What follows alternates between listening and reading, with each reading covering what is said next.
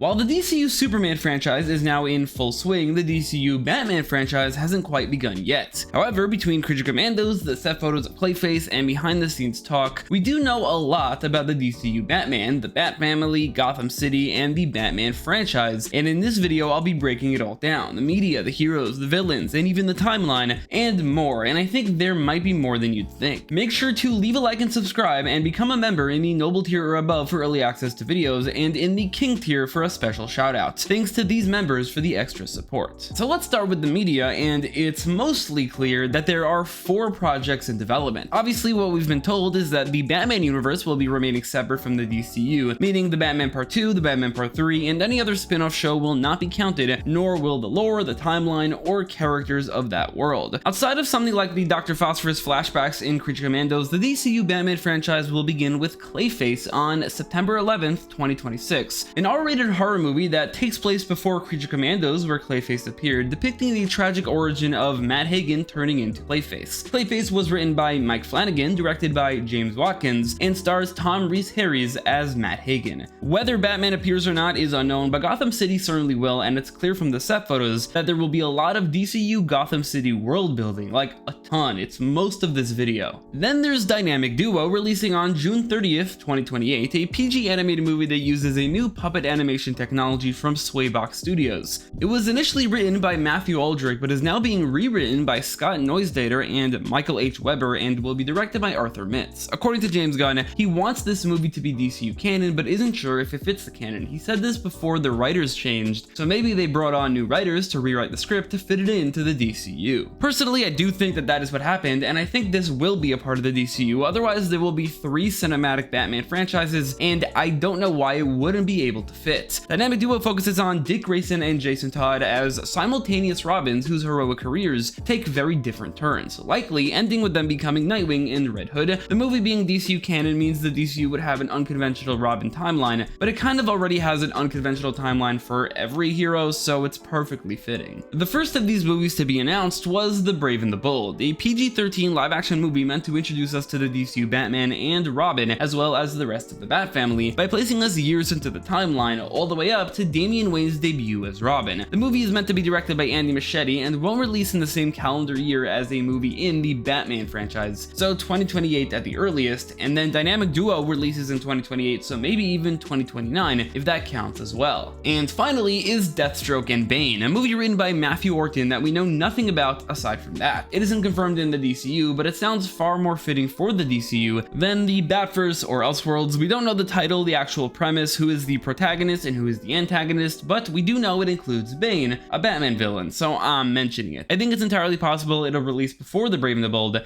so maybe even in 2028. Alright, so the Batman franchise is being developed, with far more projects in development than any other side of the DCU, and that doesn't even count the fact that basically all of the Elseworlds movies are also just Batman. Obviously, Batman is getting way more than anyone else, but in the DCU, we haven't actually gotten any of that yet. That said, we know a lot about the in-universe lore. We already knew a bit from James Gunn and from the Creature Commandos flashback, but it's actually the Clayface set photos that exploded the amount of DCU Batman lore that is known to us, so let's break it all down. Included in the set photos is the sigil and symbol of Gotham and the mantra Sic Parvis Magna. Clayface is being filmed in Liverpool, so I guess that will be the basis for Gotham for the most part. A map of Gotham City can be seen, which is very different from the map from the Batman and identical to the map from the comic No Man's Land. From the map, other posters, signs, and even filming locations, much of Gotham City has been filled out with locations, landmarks, and organizations. Iconic locations like Crime Alley, landmarks like Ace Chemicals, Amusement Mile, Arkham Asylum, Blackgate Penitentiary, the Clock Tower, Monarch Theater, Wayne Manor, and the Iceberg Lounge, and organizations like Wayne Enterprises, Sionis Industries, the GCPD, Gotham Knights, Gotham Gazette, Gotham Herald, Gotham Times, Gotham Broadcasting Company, and the Flying Graysons. Gotham City is already very well fleshed out just from set photos. The DCU promises to give us a truly well-established Bat-Family, and it seems to be doing just that already. There's obviously Batman himself, Bruce Wayne, who cameoed in Creature Commandos and is likely to cameo in Clayface as well before appearing in Dynamic Duo and The Brave and the Bold. This Batman is a father, both biological and adopted, and deals with far more powerful threats on a daily basis than any other live-action takes.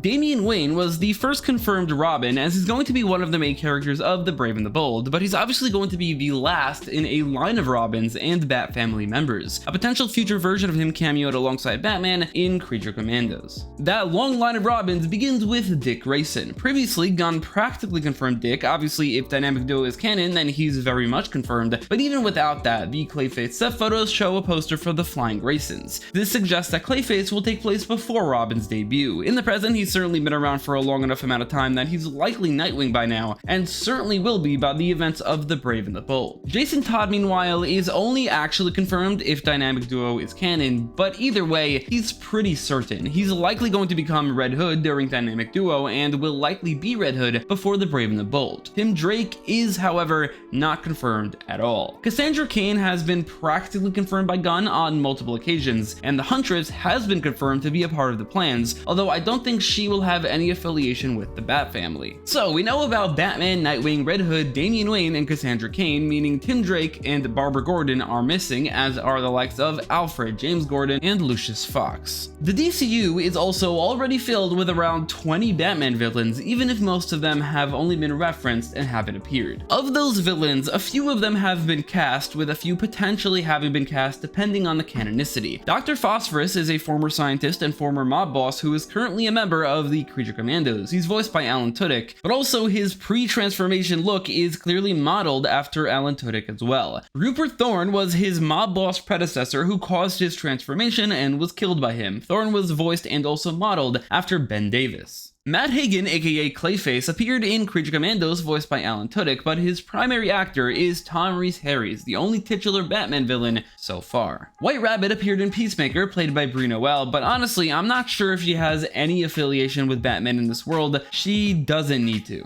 The same goes for Kite Man, referenced on Peacemaker as a former enemy of his, as well as the likes of Ratcatcher, Ratcatcher 2, and Polka Dot Man, all cast played by Taika Waititi, Daniel Melchior, and David Dastmalchian respectively. But none of these castings are actually confirmed to be canon, nor do they have confirmed connections to Batman, and again, they don't need to. Harley Quinn is in the same exact situation, except unlike the others, she needs to be connected to Batman. She appeared in the loose canon project The Suicide Squad, whose canonicity hasn't been confirmed, but her role in the film is almost certainly canon, albeit not necessarily with the same actress. She obviously has a past with the Joker and has likely been around for a good long while. Orca cameoed in the background of Creature Commandos, but she's another villain who doesn't necessarily need to be a Batman villain. The Joker was referenced on Peacemaker in a moment that is questionably canon, but also that doesn't matter anymore. He was also heavily featured on the set of Clayface. There's a mural of the Joker showing his DCU design, which seems like a mix between the Ledger and Arkham Jokers, but also as a mural of an unidentifiable and also uncast person. He definitely won't look exactly like this. As you can see, the graffiti reads "Join the Joker." This is also written on a leaflet that makes it clear that the Joker is being used as a symbol of anti-corruption and anti-GCPD. Then there are the Jokers, plural, a group inspired by the Jokers who also have graffiti on the Clayface set. Maybe they're inspired by him, or maybe they're actually led by him. The Riddler was referenced in Peacemaker Season 1, but that wasn't confirmed canon. He was very clearly referenced as well on a nudie mag called Meta Sleaze in the Dr. Phosphorus flashbacks in Creature Commandos. This confirms he also predates Dr. Phosphorus as a villain, but that's almost always certainly the case. The Mad Hatter was also referenced in Peacemaker Season 1, but the canonicity is in question. The Penguin was referenced on the Clayface set as a showcase at Amusement Mile called the Penguin Man. This suggests that he'll maybe be more of a freak, like in Batman Returns, rather than a typical mob boss, possibly to differentiate him from his Bat-First counterpart. With Sionis Industries being confirmed, Roman Sionis, aka the Black Mask, most certainly exists. The Mad Bomber was mentioned on graffiti on the Clayface set, so he does as well. Jimmy Red McCoy is a confirmed mob boss being investigated by the FBI during Clayface. The Ghost Dragons are a gang who also have some graffiti about them. Their leader, King Snake, is actually the father of Bane in the comics. King Snake hasn't been confirmed, but Bane has been confirmed if the Bane and Deathstroke movie is DCU canon. Roger Elliott was name dropped on set. Roger is the father of Thomas Elliott, aka Hush. This doesn't confirm Hush, but is obviously a huge hint towards him. So to recap, assuming the loose cannon ones are canon and assuming every Batman rogue is affiliated with Batman, the list of confirmed villains include Joker, Harley Quinn, the Jokers, Riddler, Penguin, Mad Hatter, Black Mask, Bane, the Ghost Dragons, Orca, Rupert Thorne, Dr. Phosphorus, Clayface, Red McCoy, Mad Bomber, Polka Dot Man, Ratcatcher, Ratcatcher 2, Kite Man, and White Rabbit. A whole lot considering the Batman franchise hasn't even begun yet. We also know from the set photos that Gotham City is not just populated by the Bat-Family. There are also DC Universe connections like Big Belly Burger and Jitters, but also specifically superheroes. Black Canary was name dropped on a sign. This is most certainly a sign for the band Black Canary, since there's also a poster for Alias Insane and a poster for Ashes on Sunday, both previous names for the Black Canary band. It's maybe possible that Clayface could take place over a large period of time and the band's name keeps changing, or maybe Black Canary, Alias Insane, and Ashes on Sunday are three different competing bands. Either way, Black Canary likely resides in Gotham City in this world, which is true a lot of the time in the comics. Other set photos show a club called Vesuvius, which is a club that Zatanna is known to frequent. Zatanna's father, Zatara, is also a known hero from the past in this world, and Zatanna typically lives in or near Gotham City in the comics. Using the exact same logic, the Gotham Broadcasting Company that I mentioned earlier in the comics is owned by Alan Scott. Alan Scott does hail from Gotham in the comics, so it's as close a reference to him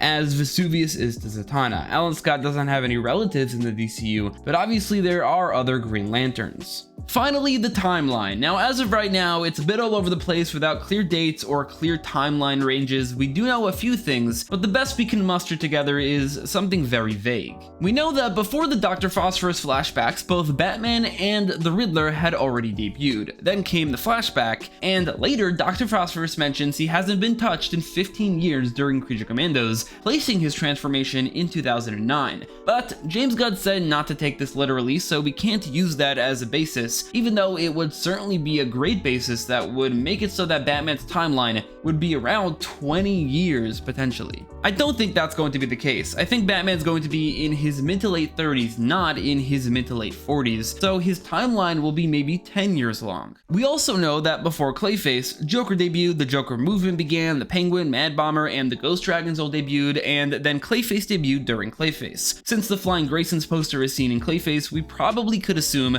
that Clayface occurs before Dynamic Duo, which in and of itself definitely occurs before the Brave and the Bold. It goes without saying that both Clayface and the Suicide Squad take place before Creature Commandos, and Creature Commandos takes place before the Brave and the Bold. Deathstroke and Bane's place in all of this is completely unknown. We don't know the timeline exactly, but I'm going to guess it looks something like this. In the year 2000, Thomas and Martha Wayne are killed. In the year 2005, Bruce Wayne begins training. In the year 2017, Bruce Wayne debuts as Batman at the age of 25. In 2018, both the Joker and the Riddler debut. In 2019, Harleen Quinzel becomes Harley Quinn. In 2020, the Join the Joker movement begins, Jimmy McCoy is investigated by the FBI, and the events of Clayface begin. Matt Hagen then becomes Clayface, and Batman finally fights his first metahuman threat. The Creature Commandos Season 1 Episode 6 flashbacks then occur, with Rupert Thorne killing the Sartorius family and turning Alex Sartorius into Dr. Phosphorus. Phosphorus then kills Rupert Thorne, and then, a little bit later, is defeated by Batman. In 2021, Harley Quinn joins the Suicide Squad, the Flying Graysons die, Dick Grayson becomes Robin, and Jason Todd then also becomes Robin,